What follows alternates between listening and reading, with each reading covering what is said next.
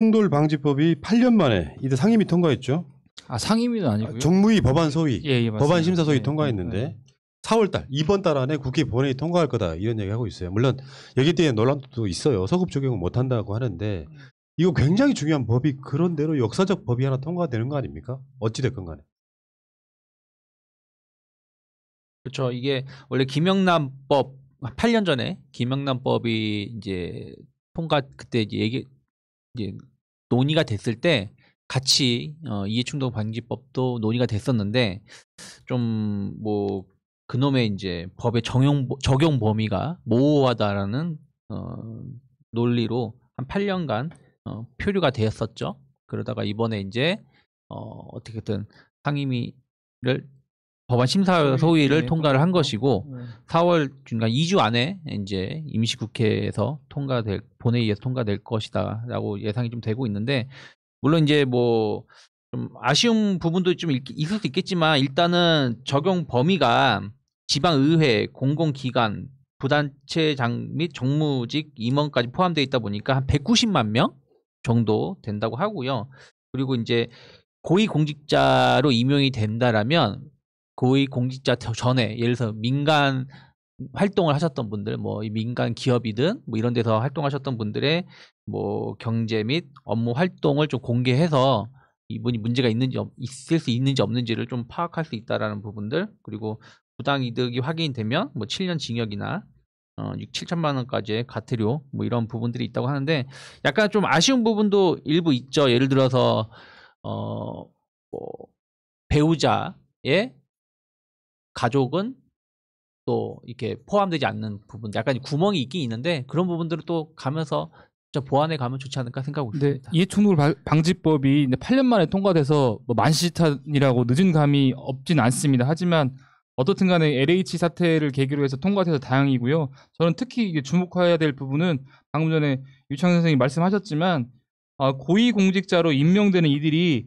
민간에 있을 때 했던 각종 거래 행위와 물품 용역 등 계약 관련해서 경제활동, 업무활동 등을 공개하도록 규정해야 된다. 이 부분은 되게 의미가 있을 것 같아요. 공직에 나가려는 사람들은 민간에 있을 때부터 상당히 주의해야 될 것 같다는 생각이 들고, 또한 채용 업무를 담당하는 공직자의 가정은 해당 공공기관과 산하기관에 채용될 수 없도록 했다는 거예요. 그래서 이것도 마찬가지로 채용 담당하는 사람이 자기 어떤 가족이나 자식이 채용될 상황이 되면 스스로 회피할 수 있는 근거가 되는 거죠. 내 자식이 지원할 수 있으니까 나는 채용 담당을 하지 않겠다라는 것이 특별히 눈에 띄어서 이런 부분들 잘 보완하면 이렇게 내부 정보를 이용해서 공공기관 직원들이 사익을 추구할 수 있는 길을 원천 차단할 수 있겠다라는 생각이 듭니다.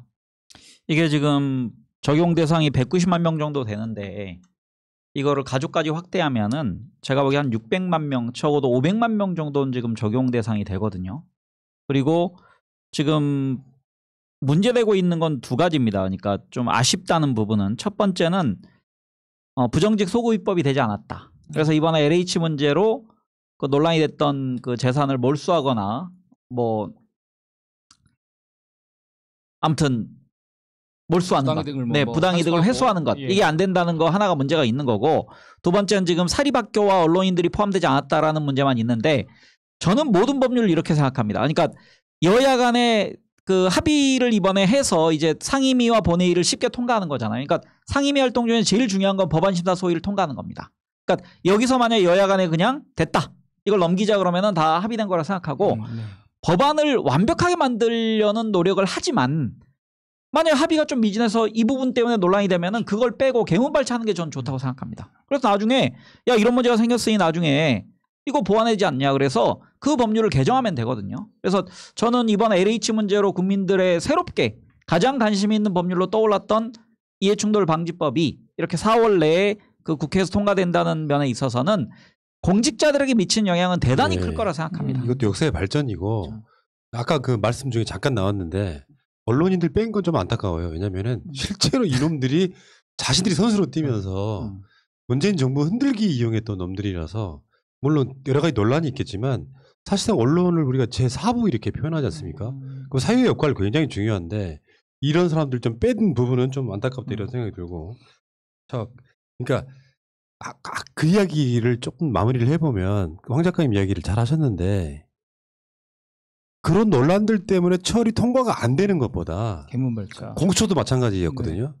일단 그 법을 세워놓고 운영하다 보면 미비한 점이 나와요. 아 이거 했어야 된다 하면 그게 또 다른 방식으로 개정이 되고 이렇게 가는 게 낫죠. 그러니까 이게 지금 이게 터지니까 여야 할 거 없이 이거 통과시켜야 되겠다라고 합의를 본 상황에서 통과를 시키긴 했는데 여기 지금 여러 가지 미비점이 있긴 하지만 그래도 역사적 사건 아닙니까? 네, 공직자가 자신의 직위를 이용해 가지고 사적 이익을 추구하는 모든 행위를 다 포함되는 거니까요.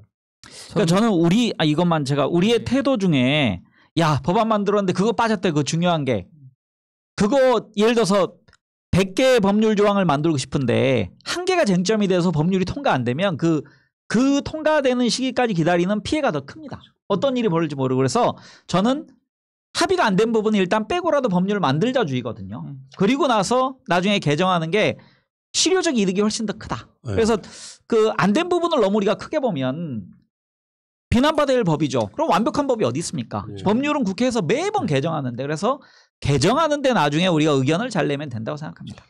예, 여러분들이 잘 아실 수도 있는데 이해충돌방지법 이거에 고위공직자로 임용되는 이들이 민간에 있을 때 했던 각종 거래 행위와 물품 용역 등 계약 등 경제활동과 업무활동 등을 공개하도록 규정하고 있고요. 또 채용 업무에 담당하는 공직자의 가족은 해당 공공기관과 산하기관 등에 채용될 수 없고 공직자와 생계를 같이 하는 직계 존비속은 공공기관 및 그 산하기관에 수의계약을 체결할 수 없도록 하는 상황이에요. 그래서 지금 이번에 그 서울시 공무원으로 있다가 청와대 들어가신 분이 바로 그런 경우죠. 자기 관련된 회사에다가 계약 체결했고 만들어주죠. 이런 경우는 답답한 게요. 민주시민들은 좋은 세상 만들자고 막 만들어놨는데 보면은 우리 쪽 사람들인 것 같긴 한데 그 결 가진 사람들이 이런 짓을 해버리면 마사회장도 마찬가지잖아요. 화가 나는 게 그런 지점이거든. 우리 쪽 결이 아닌 거예요, 이 사람들은. 그래놓고 우리가 그 부끄러움의 몫은 우리의 몫이 돼버리는 거 단호해야 된다고 생각해. 지금부터는. 우리가 100명 중에 정말 99명이 열심히 잘 지키고 있는데 방금 언급하신 그 김우남이나 전효관 이런 사람이 물을 흐리면 상대방 입장에서 아니면 그 중간 쪽에 있는 사람들 입장에선 아 저놈들 말로만 저렇게 하고 결국은 저놈들 뒤로 다 해먹는다라는 인식을 심어줄 수 있거든요. 그래서 정말 이런 사람 일벌백계해야 됩니다. 그러니까 당에서 지금 국민권익위원회에서 민주당 국회의원에 대해서 전수조사했다고 그러거든요. 그 부동산 투기 관련성에 관련돼서. 그래서 당내 조사가 아니고 만약 국민권익위원회나 제3의 기관에서 민주당 내에서 투기 관련된 요소가 있어 보인다 그러면은 저는 과감하게 탈당시키고 징계하고 그다음에 그 사람들이 자기가 법률적으로 소명되고 나면 재입당을 허용하는 쪽으로 가야지 이거 만약에 우리 안에 있는 사람이라고 해서 껴안는다. 그럼 저는 결국 그 피해는 그렇죠. 전체가 보게 돼 있다고 생각합니다. 제가 요즘에 가끔씩 하는 말 중에 하나예요. 민주당에서요. 민주당 결에 안 맞는 사람들은 한 20명 내보내도 돼요. 150석만 있으면 되는 거 아니야. 국회라는 게. 그런 상황을 만들어 가야지 대충 덮고 가면 확실히 똑같은 세력이라도 일부 사람들은 민주당이나 국민의 짐이나 같다고 생각하는 사람들 입장에서는 우리가 훨씬 더 진취적이고 진보적으로 해야 이게 변별력이 생기는 거지 대충 덮고 간다는 뉘앙스를 주면 안 되는 거라고 생각합니다. 네, 저는 여기다 한 가지 덧붙이고 싶은데요. 한국토지주택공사 같은 경우 또 좀 토지공사나 주택공사로 나눴으면 좋겠어요. 우리가 검찰개혁할 때 수사권, 기소권 분리해야 사고가 안 난다. 그래서 힘을 분산해야 된다. 서로 견제할 수 있도록 이런 얘기를 말씀을 드렸었는데 토지주택공사도 마찬가지인 것 같아요. 땅을 매입하고 집을 짓고 한 덩어리에서 다 하니까 문제가 발생하는 것 같은데 이것도 나눠가지고 토지공사 따로 주택공사 따로 하면 또 더 이거 같은 투기 문제가 다시 발생하는 걸 막을 수 있지 않을까 거기 싶습니다. 이제 장단점이 있습니다. 네. 왜냐하면은 제가 이제 일부러 반대를 하기 위해서 단점만 얘기하면은 조직의 그 중복 요소가 생겨요. 그러니까 예를 들면 LH공사가 하나 있으면 감사실도 하나, 예를 들어서 그다음에 사장도 하나인데 공기업이 늘어나는 거죠. 그러니까 공기업이 이렇게 무한대로 그 숫자가 늘어나는 것은 사회적으로 좀 좋은 게 아니거든요. 그러니까 여러 요소가 있습니다. 그러니까 이덕준 변호사는 약간 원칙적인 주장인 것 같고 거기에 대해서는 여러 가지 이야기들이 나오고 있으니까 많이 있습니다. 예. 뭐 주택청을 신설을 한다든지 뭐 여러 가지. 자, 그 이야기는 여기까지 하시고